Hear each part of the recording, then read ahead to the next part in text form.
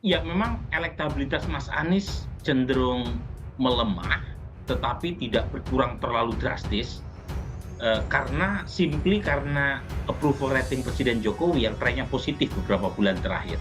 Oke. Jadi di data kami sekitar 22% ya pemilih Mas Anies Baswedan, kebetulan approval rating Pak Jokowi 78%. Jadi ya beliau, lebih banyak mengambil segmen pemilih yang tidak puas.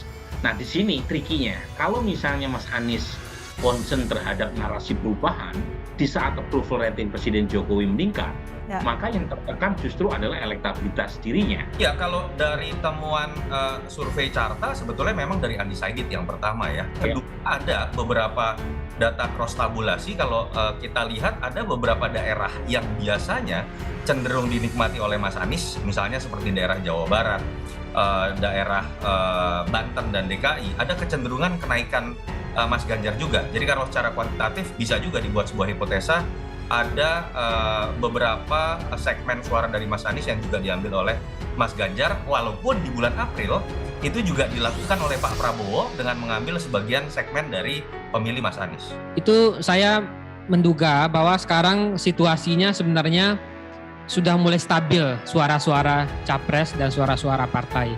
Meskipun akan ada perubahan-perubahan, tapi perubahan-perubahan itu naik turunnya, misalnya kalau konstelasinya sekarang hanya ada 3 nama, itu hanya akan berada di 3 nama itu aja. Tidak ada satupun survei yang pernah memenangkan kita. Nggak ada. Tidak ada. Bahkan litbang sebuah koran sangat terkenal itu menempatkan kita jauh sekali di bawah. Kalahnya berlebihan. Sampai di ujung pun kita masih kalah. Jadi saya sering bilang, ini sebetulnya aspirasi masyarakat atau aspirasi penyelenggara survei ya gitu. Ini yang mana nih kita? Nggak tahu. Hari ini juga kita menemukan itu. Anies sindir lembaga survei rajin rilis elektabilitas Capres 2024. Bakal calon presiden Anies Baswedan menyinggung sejumlah lembaga survei rajin merilis hasil elektabilitas calon presiden bahkan bisa hampir setiap minggu. Anies lantas mempertanyakan tujuan dari mengungkap hasil survei dalam waktu yang berdekatan itu. Surveinya sering sekali sekarang ini, jadi saya kadang-kadang mikir, ini survei memotret opini atau survei membentuk opini? Karena kok tiap minggu gitu ada, ujar Anies di Istora Senayan, Jakarta pada Sabtu.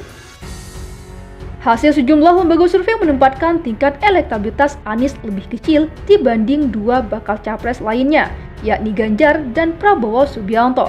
Mengenai hal ini, Anies memilih untuk tidak memusingkannya. Anies kemudian menyinggung hasil survei pada Pilkada DKI Jakarta 2017 lalu.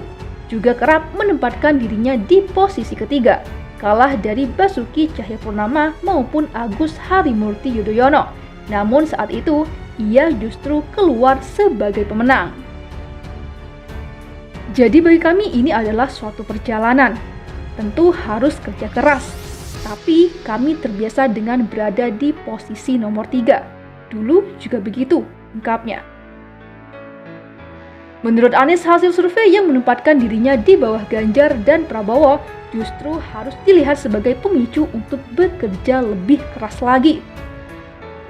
Jadi saya melihat ini sebagai pemicu untuk kita bekerja lebih keras, menjangkau semua dan mengajak untuk berkompetisi dalam rekam jejak, rekam gagasan, dan rekam karya, jelasnya.